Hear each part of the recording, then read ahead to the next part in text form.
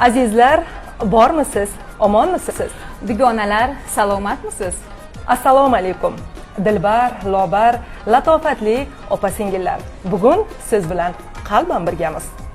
Bizni nafaqat go'zal ayollarimiz, balki suyangan tog'larimiz bo'lgan mard, jasur erkaklarimiz, aka-ukalarimiz, shuningdek shirindan shakar farzandlarimiz ham kuzatib turishibdi. Xullas, Navoiy viloyat teleradio kanali muxlislari barchangizga assalomu alaykum.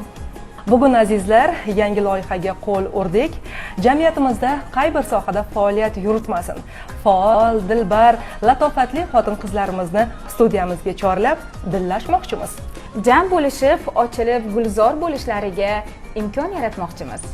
Bugungi loyihani suratga olish uchun biz ajoyib bir manzilni tanladik. Ya'ni shahrimiz markazida joylashgan Cafe Lussoda biz shu yerdamiz.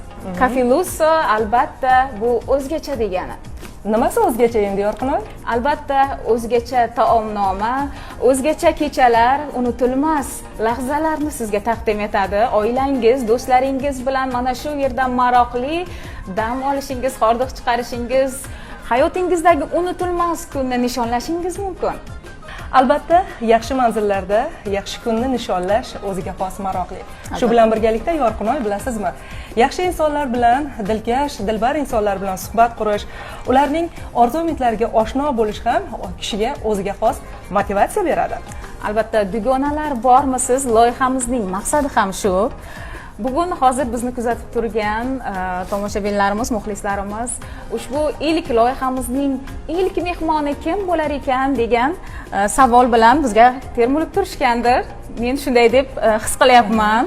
Qani aytingchi, bugun ayollarimiz eng ko'p go'zallashish borasida qaysi mutaxassislarga murojaat qilishmoqda? Menimcha, kosmetolog, pedikurchi, manikurchi, umuman mana shu ayollarga go'zallikni baxsh etadigan soha vakillarini bugun qo'li-qo'liga tegishmaydi.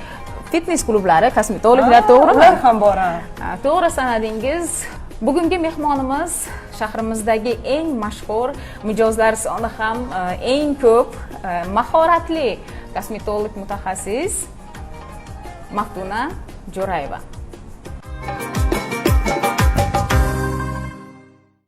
Maftuna Jo'rayeva 1989-yil Navbahor tumanida tavallud topgan. 2007-2012 yillarda